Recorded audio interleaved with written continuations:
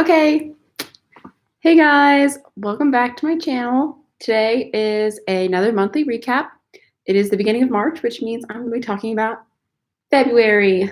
I literally almost forgot that I even had to make this video, but it was on my agenda and I always get to what's on my agenda. So that's what's up for today.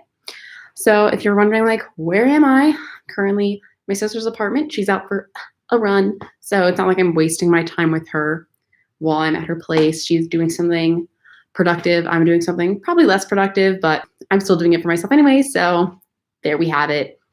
All right.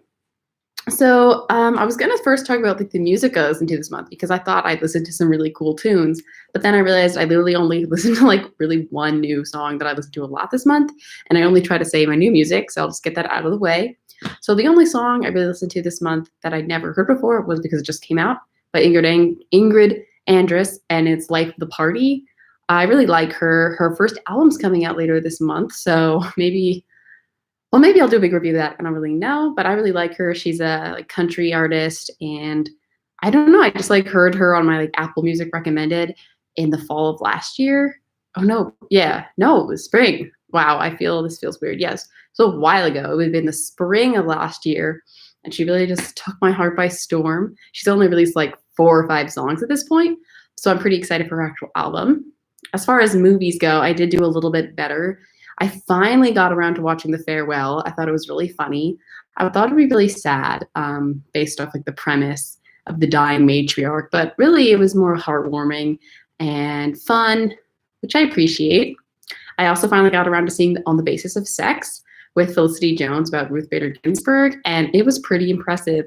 I could never, first of all, she was insane. Mother of the year, wife of the year, law school, and a kid, and caring for a sick husband. I can't even imagine it. I can't even imagine like being a lawyer, like going to law school on my own, let alone with all these other responsibilities.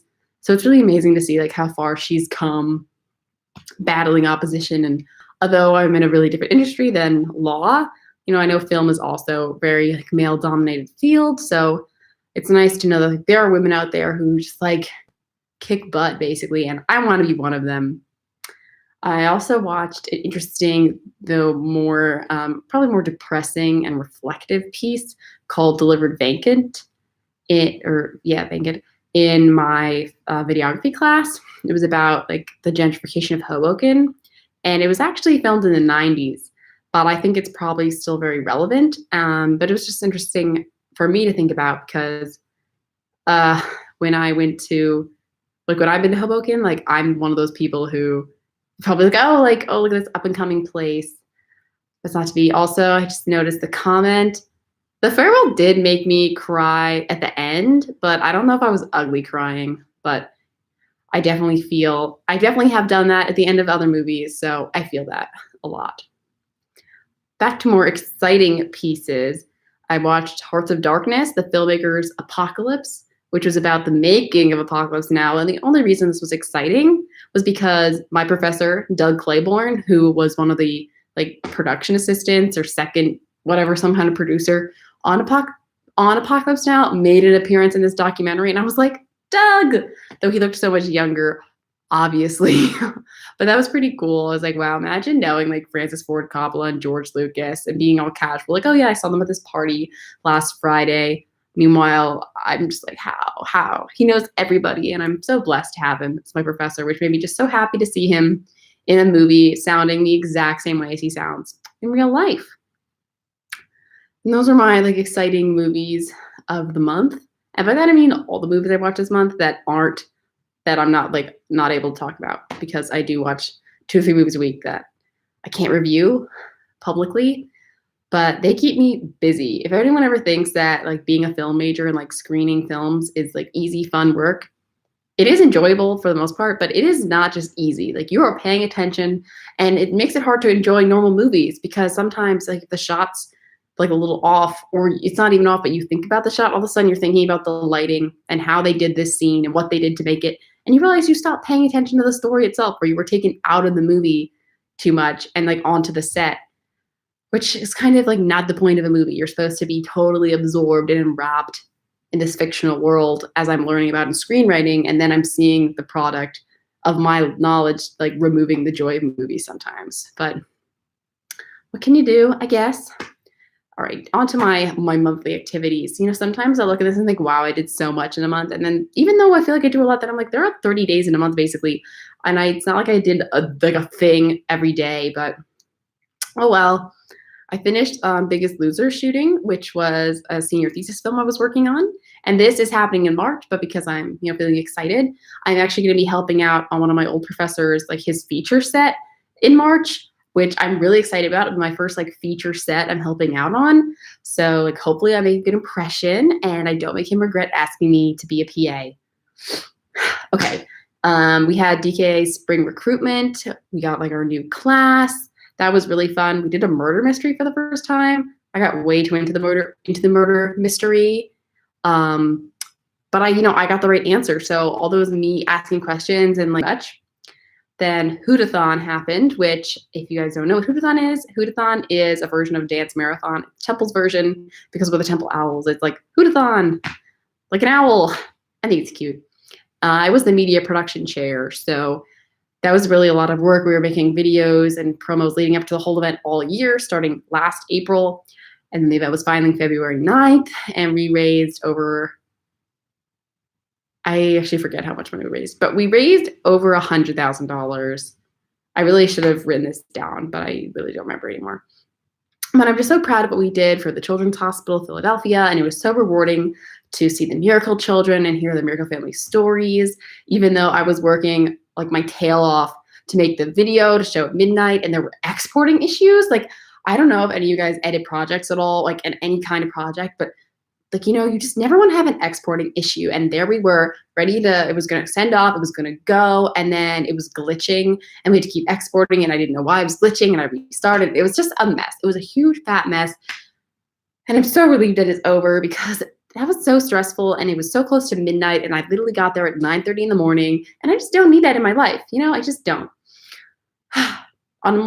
But that was stressful. But then literally that Monday after, with all the stresses full, I got my offer letter for my Samsung internship. So, I had a stressful weekend, but it all kind of was falling into place on, that week. So that was really exciting. Definitely a huge weight off my chest. The applying for internships and interviews was really exhausting. And it was like a whole nother job in of itself. So thankfully that's done for now. Hopefully the coronavirus doesn't mess everything up. I know that's very selfish, but I'm trying to be honest with you guys. And so it's just like, yeah, it's also just really scary. Now I'm scared to think about the coronavirus because there was the first case in Manhattan and my dad works there. And my friends live there, but hopefully it'll be okay. Let's talk about not bigger and better things, but smaller things that are more hopeful or nice at least. So also in March, my parents came down to Philly to see me. Thanks, parents. And we went to the Philadelphia Museum of Art, which they had not been to, and I'd only been to once. Weirdly, I went to the Philly Museum of Art like the same day, basically, just a year apart, and I wore the same outfit. Not on purpose. But you know how you see your like Snap memories or Google Photos memories? It was a little weird, but the museum was really nice. I had to go for an assignment for my race and diversity class. So I was looking at paintings by Horace Pippin.